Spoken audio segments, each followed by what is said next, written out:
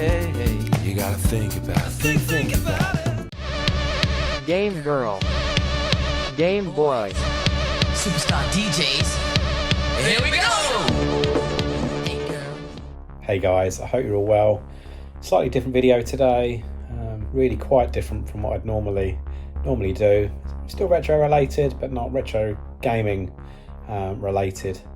And the reason for that is, I'm in the smallest bloody hotel going in, say, old London town. It's more like Canary Wharf. One stop away on the old Jubilee line from North Greenwich, the O2 Arena, where tonight I'm going to see a double headline. I don't know who's going to go on first. I think it's I'd say the two bands basically. So Smashing Pumpkins and Weezer. I suspect Smashing Pumpkins probably take the top bill. They've got a bit more history, a few more albums, a few more years on them, I guess, than the Weezer guys. But yeah, both of these bands got into, I'm trying to think. For Weezer, it would have been when the first album came out, like the Blue Album, when Buddy Holly and Undone, the Sweater Song, but only like Buddy Holly was on friggin' MTV on repeat, when MTV was like riding high waves, and it was all about MTV. And if you were, I don't know, my old man was a bit more into the old VH1, but we used to skim between the channels, but mainly like MTV. But yeah, Weezer, Buddy Holly. I'm sure, if any of you guys are of my generation, of my age, then it was the video they did, which is set around the Happy Days. So it's like the Fonz and all that, just kind of embedded their faces into. It's quite clever, really, I guess, for the time. Assuming it was early, I don't know when it was. Was it? I'm saying like 93, 94, maybe a little bit later. No idea. In the 90s, we'll leave it at that. So loved them on and off. Been listening to their albums, like the newer stuff. I've done a lot of albums across the years, but still it's the Blue Album that I'll go back to and just friggin' love it. And Smashing Pumpkins, similarly. I mean, for those of you who listen to the shite jingles that I put into this channel, it's normally me on the guitar, apart from when I'm kind of ripping off other true artists and trying to escape copyright. It's normally me on my guitar. But growing up around that time, went for a lot of hobbies, a lot of fads, but it was the guitar that kind of stuck. So both of those bands, but probably more so Smashing Pumpkins.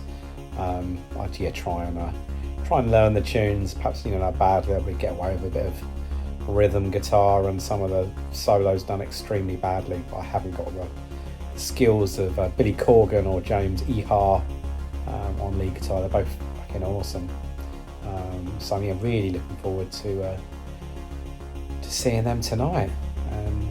A bit of an antisocial monkey when it comes to gigs and bits. I don't live too far from London. That said, albeit I'm like an hour and a bit away, so British Rail, it's more every national rail line or company is doing like bus replacement services and all that crap. So it's very, there's no way I could get back tonight after the gigs. I've had to stay over, and in doing so, I'm forking out. Stayed here before when I came last year. I came to the Star Wars 3 or 4 day celebration. I think I did 3 days in the end, and I stayed at the same place, the Pret-a-Point, I think it's called, not quite Pret-a-Porter, but West India Quays. If anyone knows kind of Canary Wharf, it's just our West India Quays, and it's tiny, but it's clean, but it's got all these fucking I don't know, maybe I need to get some of this stuff for my games room, because there's a lot of shelving which you kind of pull down, or stuff in the corner. It's still my absolute go-to when it comes to gigs and stuff. Beers, water, Hano chocolat for the morning, albeit there was 2 in the pack and I already had one. Some cheeky Pringles, I've gone with some barbecue, a few more tinnies up there that were spilling out my bag when I got to the reception. wasn't good. Big old clang. Everything fell on, pretty much not everything, but the beers fell on the floor. So I was just like, oh Jesus. Anyway, there's worse habits in life, surely, but it is one of those. It's not quite an easy hotel room, but I don't know, maybe it's even bloody smaller. That curtain there, I got, oh fucking hell, I've been given an upgrade. But you, let's go to it. Let's check it out. This is one of those. Let's get some of these in the old games room. Yeah, look at that kind of bad boy. You open it up, and there's another window within there. You open that window, which I'm not going to effing get to, and yeah, it's just like a wall. So the illusion of space. So yeah, a bit of a rambly one. So you're looking forward to the band. If I get any footage, I'll try and sneak that on. Do a little vid on that. Like I say, I'm still classing it as retro. I've got retro video games that are newer than my love for both of these bands. But yeah, ordinarily, I don't know. I pick and choose. I don't really like. Like I say, maybe I'm a bit antisocial, but kind of travelling too far. Meeting up with a mate from work. He's I've worked with him on and off over the years, and yeah, more of a mate than a colleague for sure. So that would be cool. But by and large, I normally, it sounds really bad, but just stick to fucking YouTube and streaming stuff live as opposed to having to venture out and see too many people. Perhaps not because of the too many people. It's the ball ache of the. There's a real fucking grumpy old man comment I'm about to say, but it's the ball ache of the travel. And just like, getting here today's been quite cool. And I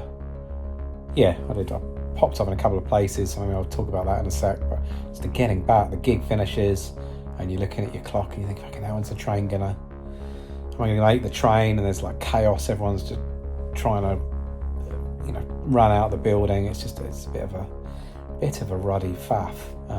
But so in some respects, by getting the old hotel room, travel back tomorrow on Sunday at leisurely pace, once I've done my Pano shock, grab a coffee or something like that. So maybe that's worked in my favour, and now I can just, because I'm only a stop away, I can watch, enjoy, chill, and then come back. But yeah, I set off a little bit early. I was going to go on a bit of a CEX mission, but the trains were shit today, so I couldn't be asked with that. So I basically ended up, again, it's going to be nothing if you don't know London, but I'm normally on the Fenchurch Street line, but because that was fucked, I had to come on like the Liverpool Street line, and then I used the new Queen Liz line that's been seemingly trying to build it for like years and years and years, pretty much since I started working in London, it feels. So that's now in place.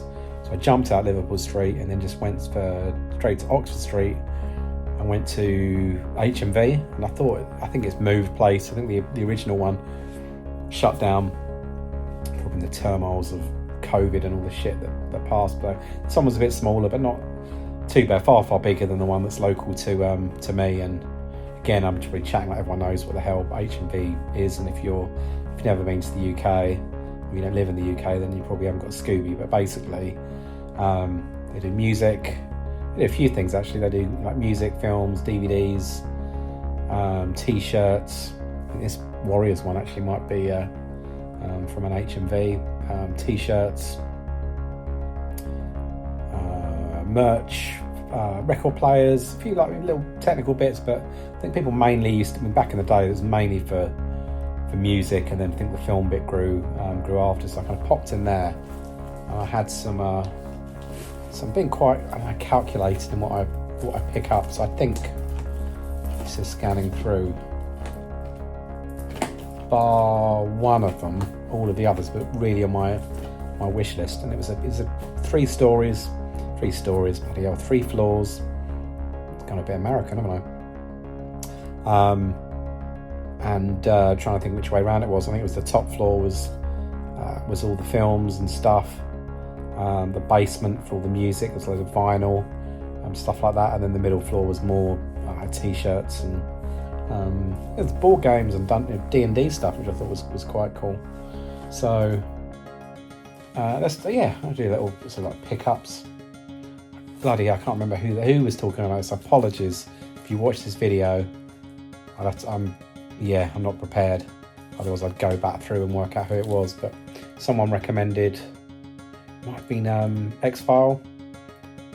I'm never going to remember these. 2708. I'm never going to remember the digits in the suffix. But maybe he recommended this.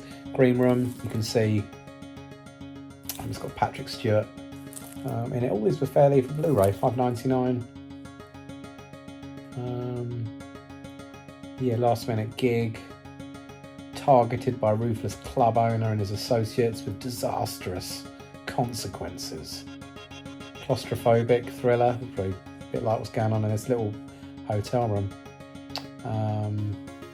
With Patrick Stewart, and then lesser known to me anyway, lesser known people, but it's like a bit of a riot. Old Stewart, Jesus, there's no Jean-Luc Picard action in this. He looks like he's ready for some brawling action. So if it was X-Files, cheers mate. If it wasn't someone else, apologies, but equally cheers for that. Never seen this film. Everyone goes on about it. I obviously haven't taken them out of the wrap. And Collateral with Jamie Foxx and our man Cruz. So say it's a Michael Mann. Yeah, it is a Michael Mann. I'm just sure it's got to be good. So we watched Heat recently, and that was awesome. So we got like Collateral. New one, I forgot the bloody name of it, but the new one of this, I think it's the fourth in the new, I say the reboot. These have been going on a few years now, haven't they? The Planet of the Apes. So I got the 3, Rise, Dawn, and War. Planet of the Apes for $14.99 Blu-ray. So I thought that wasn't too bad. I'm a bit cut on cheap beers, so I can't remember if I showed $7.99 for Collateral in your great British pounds. They were on the list. This one wasn't, but I've seen it once. That's maybe I was pissed when I watched it. I thought it was pretty wicked. So it was $7.99. Spielberg's Ready Player One. With Easter eggs aplenty. You got to bag yourself a few bits. I was hoping to get to CEX, but that wasn't gonna happen. So hopefully I get some footage. This video might not even air, might not even see the light of day. I should say that this weekend, everyone else is in another part of the country. Everyone else seemingly is in the UK anyway. Seems to be at Revival. Whatever. Bloody hell, where is it? It's placed by a racetrack. I can't frigging remember.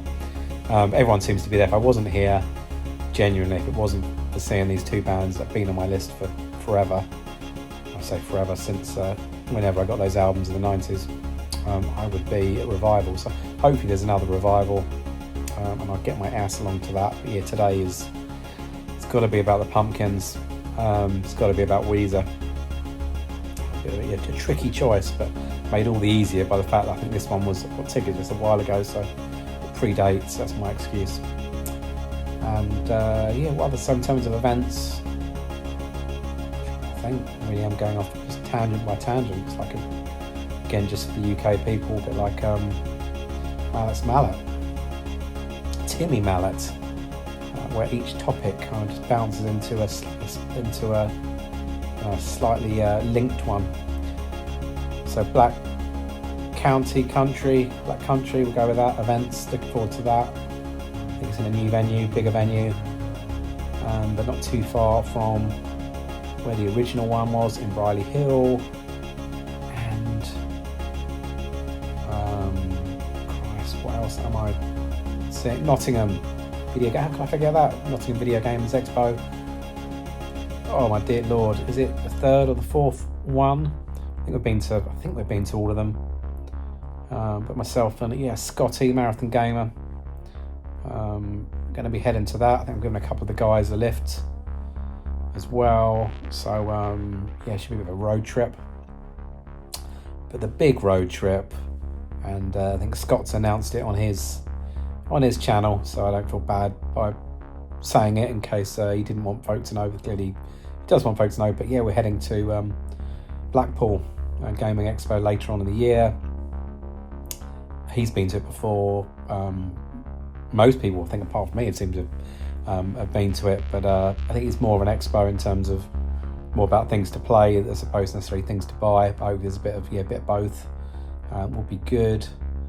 But yeah, looking forward to having a journey, Brokeback Mountain style with Scott. He's absolute awesome dude. Always a lot of fun. So you're looking forward to that. And I think that's about it for the diary. But yeah, hopefully other stuff will pop up. But yeah, those folks at Revival this weekend. This video probably will be likely come out after they've been there, but I hope it was a good one. And yeah, look forward to checking out people's videos. And I think we'll call it the end of the vid. I will cheers you all with my Crux Campo. I doubt very much, Josh. You've had this beer on your channel. Where is it? Sevilla. So Seville. But who knows? You've had a lot of beers in your channel, probably far better than this. But it's a good one. A Gino de Campo. Right, that's it. I'm going to get my game face on, get my makeup on, get my shoes on, have a couple more beers, and head to the gig. Might be some footage, might not be. You might not even see this video, but we'll see. Big love. Have a good weekend. Cheers.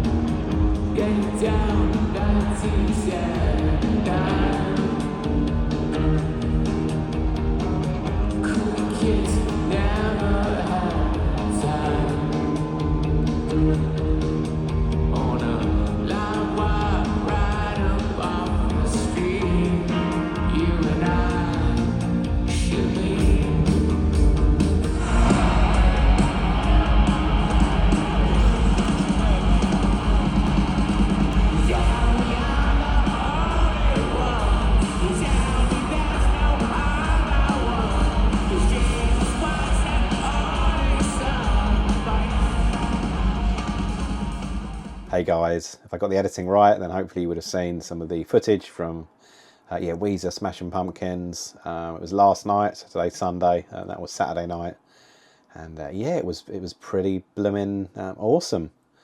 Seats were a bit so-so. I think they got the nosebleed heights are really high up in the O2 Arena, which normally isn't always like an issue. It's obviously a bit of distance between yourself and the artiste. But on this occasion, there was a bit of a shitty lighting rig that went round. So, in particular, any of the front men, the lighting rig was literally just kind of obscuring them. So if they were in the centre spot, then you could kind of see their legs and upper torso. But fortunately, performers, they kind of move around the stage and left to right and all of that kind of stuff. But originally I thought, oh, it's going to be a bit panned. It could have been better. I don't really know why the lighting rig was quite so low, because it was just a tad higher. I mean, we were pretty much at the top of the arena, tad higher. Then I don't think it would have obscured anyone's viewing. But putting that to one side, I mean, the acoustics, the tunes, the volume was just, yeah, it was insane. It was really, really good. And both of them played some really cool sets. Weezer had a slightly smaller set than Smashing Pumpkins. Still a good hour and 15. But I think because of that, they focused more on, you know, hits. They finished a song, went bang straight into the next one, and most of the songs I recognise. Well, you know, I know both the bands fairly equally, but the Weezer set was far more recognisable to me, because it was mainly like the singles and the big hits. Whereas Smashing Pumpkins, they've got a bit more history in terms of the albums they've done. They go back a little bit, a bit further than Weezer. But they did, yeah, they took their time. They probably explored a few probably more obscure songs at points, certainly some like longer songs. So the set was, yeah, nice, a bit more chilled, but they played some big old hits, and yeah, it was epic. Big old loads of moshing. We were like, I was doing old man seating, as I've just explained, but yeah, the mosh pit was pretty nuts. People getting chucked left, right, and centre. There was like a lady punk rocker at the front, in the middle, huge Mohican, a couple of, yeah, 2 or 3 like colours in there, and she was just, yeah, non-stop, just all night, just like headbanging away, absolutely crazy. So yeah, if you missed her, you kind of rewind in the footage, just look, yeah, literally front row or right at the front of the standing area, bang in the middle, opposite the band. Yeah, really, really cool. Cool venue. Pretty, you know, it's busy. I don't know what the how many people it can fill, but it's busy. But that said, you get in there fairly quick. And I left on the last song. I think it's gonna, well, it turned out it was the last song, but I took a little bit of a gamble and just, I need to get the tube, the underground, and yeah, got, yeah, relatively quickly, and then back to the hotel. Even grabbed a bit of merch. Should have worn the t-shirt, really. I grabbed a t-shirt on the way out. On the way in, it was, yeah, the merch queues were pretty manic. But yeah, good one. A bit of a sore throat today, a bit raspy from the singing and the shouting to my mate Chris, who came with me. Yeah, superb gig. So yeah, hope you enjoyed the footage, and yeah, my ramblings in the hotel and my pickups there. But yeah, any comments? Love to hear from you guys, as always. Cheers for the retro love, and yeah, catch you on the next one. Cheers.